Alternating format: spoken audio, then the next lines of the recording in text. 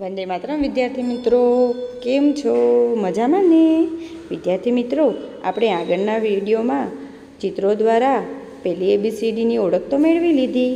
હવે આપણે વર્કશીટમાં રેખાંકનો અને પહેલી ABCD લખતા શીખવાનું છે. તો ચાલો આપણે પહેલી ABCD લખતા શીખીએ. વિદ્યાર્થી મિત્રો, આજે આપણે અમુક આકારો લખતા શીખશું અને પછી પહેલી ABCD લખતા શીખશું. તો પહેલાં આકારો શીખવા છે ને? ચાલો, પહેલાં શું છે? આ કયો આકાર છે? તો પહેલાં ત્રાંસી લીટી છે. તો આપણે અહીંયા બાજુમાં ત્રાંસી લીટી કરવાની છે. જો મેં પણ કરીને ત્રાંસી લીટી.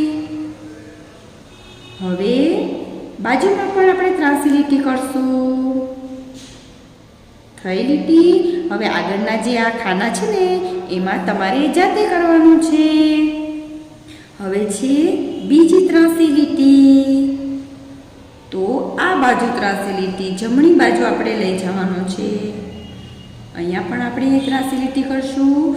તો ડાબી તરફથી જમણી તરફ નીચે તરફ ખેંચવાની છે. હવે આગળના ખાનામાં તમારે જાતે કરવાનું છે.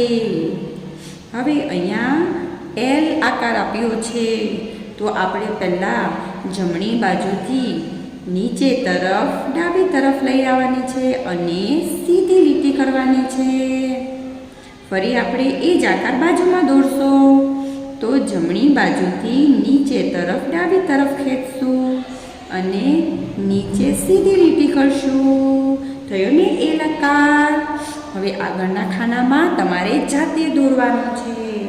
હવે L પછી C.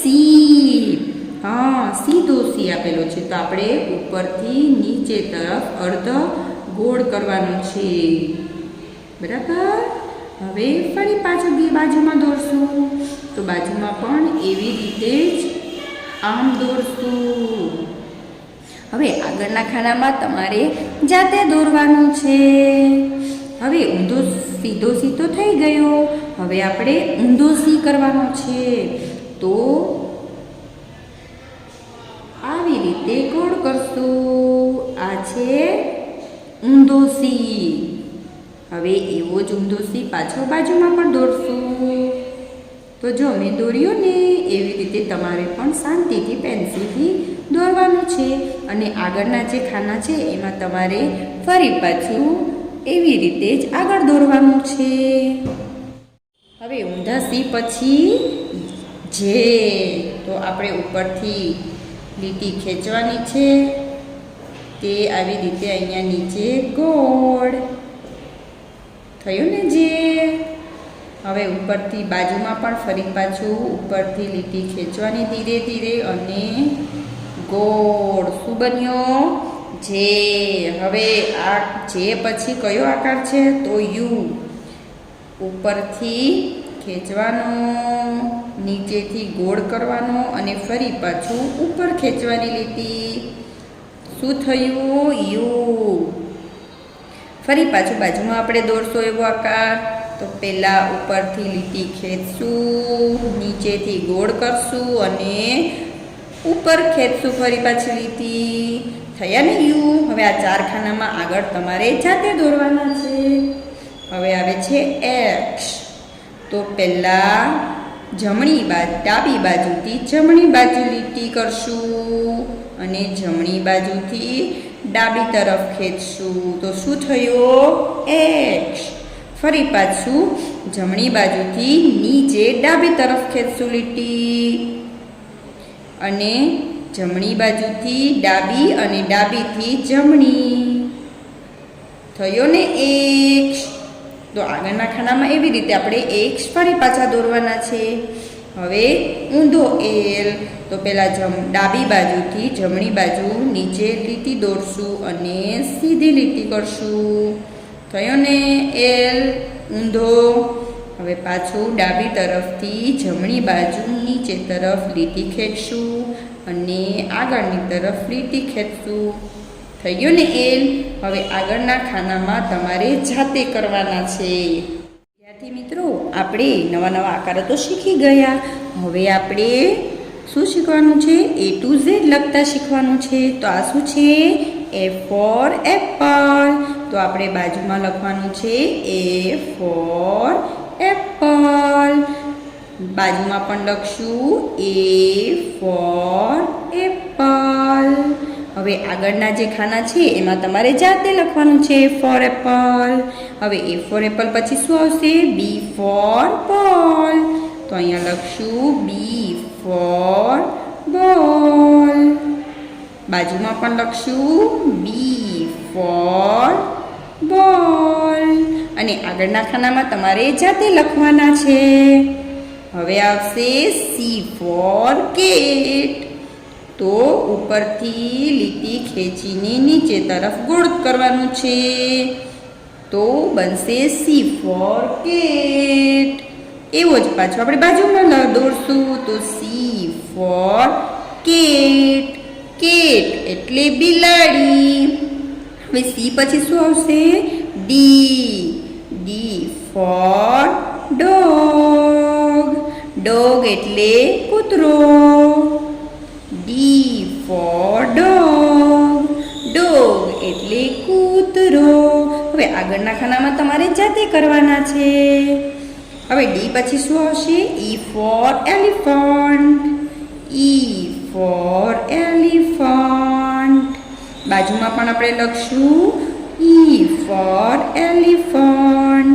હવે E for elephant લખ્યું ને. હવે આગળના જે ખાના છે એમાં તમારે જાતે E for elephant લખવાનું છે. E પછી શું આવે? F for fan. તો આપણે લખશું આડો લીટો, ઊભી લીટી અને વચ્ચે લીટી. તો શું બન્યું? F for fan. ફરી પાછા બાજુમાં લખશું આડી લીટી, ઊભી લીટી અને આડી લીટી. તો શું બન્યું? F for fan. હવે આગળના ખાનામાં તમારે જાતે લખવાના છે. હવે લખશું G. G for gun. gun એટલે બંદૂક. હવે G કેવી રીતે લખશું? તો પહેલા ઉપરથી ગોળ કરતા કરતા નીચે આવશું. પછી અહીંયાથી આવી રીતે લીટી ખેંચશું અને વચ્ચે લીટી કરશું. તો શું બન્યું? G for gun. આપણે ફરી પાછા G લખશું. તો ઉપરથી ગોળ કરતા કરતા નીચે તરફ વળશું. પછી લીટી આવી રીતે કરશું L જેવી અને વચ્ચે લીટી. તો શું બન્યું? G for gun. gun એટલે બંદૂક. હવે આગળના ખાનામાં તમારે જાતે G દોરવાનો છે. હવે G પછી શું આવશે? H. H for house. house એટલે ઘર. તો પહેલા ઊભી લીટી કરવાની છે, પછી આડી લીટી કરવાની છે અને ફરી પાછી ઊભી લીટી કરવાની છે. તો શું બન્યો? H. હવે ફરી પાછા બાજુમાં લખશું. પહેલા ઊભી લીટી કરશું, પછી આડી લીટી કરશું અને ફરી પાછી ઊભી લીટી કરશું. શું બન્યો? H. H for house. હવે આગળના ખાનામાં તમારે જાતે લખવાના છે. હવે H પછી શું આવશે? I for ice cream. તો પહેલા નાની એવી આડી લીટી કરશું, પછી વચ્ચેથી ઊભી લીટી કરશું અને નીચે ફરી પાછી નાની આડી લીટી. તો શું બન્યો? I for ice cream. હવે બાજુના ખાનામાં ફરી પાછા લખશું. તો આડી લીટી, ઊભી લીટી અને આડી લીટી. તો શું બન્યું? I for ice cream. હવે આ જે બાકીના ખાના છે એમાં તમારે જાતે લખવાનું છે. હવે આ પછી શું આવ્યું? J for joker. તો પહેલા આડી લીટી કરશું, પછી ઉપરથી નીચે તરફ લીટી ખેંચશું અને અહીંયાથી ગોળ કરશું. તો શું બન્યો? J for joker. ફરી પાછા બાજુમાં લખશું. તો પહેલા નાની આડી લીટી કરશું, પછી ઊભી લીટી કરશું અને અહીંયાથી ગોળ રાઉન્ડ કરશું. તો શું બન્યો? J for joker. હવે આગળના 1, 2, 3 ને 4 ખાનામાં તમારે જાતે લખવાનું છે. વિદ્યાર્થી મિત્રો, આપણે જે તો શીખી ગયા, હવે શું આવશે? તો K for kite. kite એટલે પતંગ. તો kite એટલે પતંગ લખવા માટે પહેલાં તો ઊભી લીટી કરશું અને ત્રાંસી લીટી કરશું અને નીચે ત્રાંસી લીટી કરશું. શું બન્યો? કે ફોર કાઇટ. એવી જ રીતે બાજુમાં પણ કે લખશું આપણે. તો ઊભી લીટી, આડી લીટી અને નીચે આડી લીટી. તો શું બન્યું? કે ફોર કાઇટ. કાઇટ એટલે પતંગ. હવે કે પછી એલ ફોર લાયન. લાયન એટલે સિંહ. એલ લખવા માટે પહેલા ઊભી લીટી કરશું અને પછી નીચે નાની આડી લીટી. તો શું બન્યું? L for lion. એવી જ રીતે બાજુમાં લખશું. ઊભી લીટી અને આડી લીટી. L for lion. લાયન એટલે સિંહ. હવે આગળના ખાનામાં તમારે જાતે લખવાનું છે. હવે એલ પછી શું આવશે? એમ. એમ ફોર મંકી. મંકી એટલે વાંદરો. તો પહેલા ઊભી લીટી કરશું, પછી ત્રાંસી લીટી કરશું, ફરી પાછી ત્રાંસી લીટી કરશું અને ઊભી લીટી. શું બન્યો? એમ ફોર મંકી. હવે ફરી પાછા એમ લખશું આપણે. તો ઊભી લીટી, ત્રાંસી લીટી, પાછી ત્રાંસી લીટી અને સીધી લીટી. શું બન્યું? એમ ફોર મંકી. આ મંકી એટલે વાંદરું. હવે એમ પછી જો અહીંયા ખાના છે ને તેમાં તમારે જાતે ફરી સારા અક્ષરે લખવાનું છે. એમ પછી આવશે N. N for nose. Nose એટલે નાક. તો પહેલા ઊભી લીટી, પછી આડી લીટી અને ફરી પાછી ઊભી લીટી. શું બન્યું? N for nose. ફરી પાછું ખાનામાં લખશું બાજુમાં. ઊભી લીટી, ત્રાંસી લીટી અને ઊભી લીટી. તો શું બન્યું? N. N for nose. Nose એટલે નાક. હવે એન પછી શું આવશે? તો ઓ. ઓ એટલે ગોળ, મીંડું. તો ઓ ફોર ઓરેન્જ. ઓરેન્જ એટલે નારંગી. ફરી પાછું બાજુમાં લખશું. ઓ ફોર ઓરેન્જ. ઓરેન્જ એટલે નારંગી.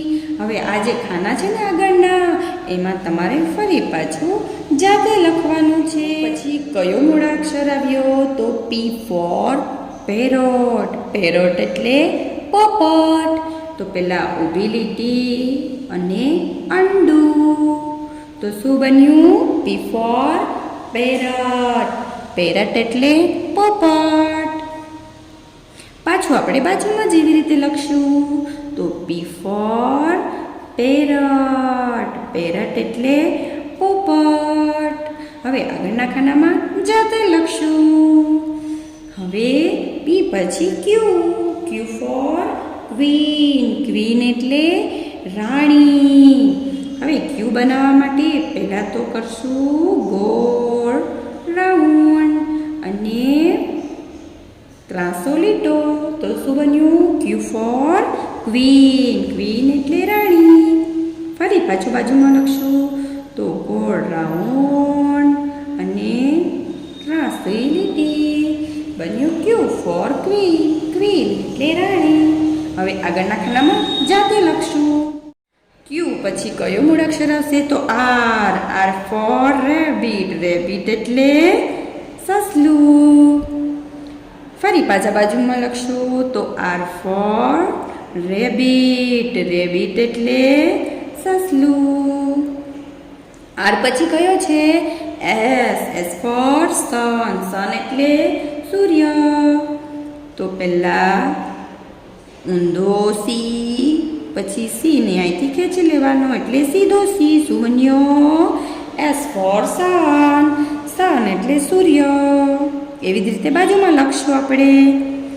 તો ઊંધો સી, સીધો સી અને ઊંધો સી. બન્યો એસ. એસ ફોર સન. સન એટલે સૂર્ય.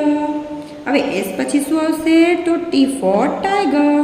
ટાઈગર એટલે વાઘ. પહેલા નાની આડી લીટી કરશું અને ઊભી લીટી. શું બની ગયું? T four tiger. ટાઈગર એટલે વાઘ. ફરી પાછું બાજુમાં લખશું આડી લીટી અને ઊભી લીટી. શું બન્યું? T four tiger. ટાઈગર એટલે વાઘ. હવે આગળના જે ખાના છે એમાં તમારે જાતે લખવાનું છે. પછી કયો આવશે? તો યુ ફોર અમ્બ્રેલા. અમ્બ્રેલા એટલે છત્રી. તો ઊભી લીટી, નીચે રાઉ ગોળ અને ફરી પાછી ઊભી લીટી. તો શું બનશે? You for umbrella. અમ્બ્રેલા એટલે છત્રી. ફરી પાછું બાજુમાં લખશું. તો ઊભી લીટી, પછી ગોળ અને ફરી પાછી ઊભી લીટી. શું બન્યું? You for umbrella. અમ્બ્રેલા એટલે છત્રી. હવે આગળના ખાનામાં તમારે જાતે લખવાનું છે. હવે આવે છે વી ફોર વેજીટેબલ. વેજીટેબલ એટલે શાકભાજી. તો વી કેવી રીતે લખશું? તો પહેલાં જમણી બાજુથી નીચે ડાબી તરફથી જમણી બાજુ નીચે લેશું ત્રાસી લીટી અને ઉપર ત્રાસી લીટી. તો બન્યો વી ફોર વેજીટેબલ. એવી જ રીતે આમાં ત્રાસી લીટી અને ઉપર ત્રાસી લીટી. તો બન્યો વી ફોર વેજીટેબલ. હવે વી પછી શું છે? W for watch. વોચ એટલે ઘડિયાળ. તો એમ આપણે લખ્યું ને એમનો ઊંધો ડબલ્યુ. તો ચાલો ડબલ્યુ ફોર વોચ. તો ઉટીએ ડબલ્યુ આપણે. તો ત્રાસી લીટી ઉપર, ફરી પાછી ત્રાસી લીટી અને ઉપર. શું બન્યું? ડબલ્યુ.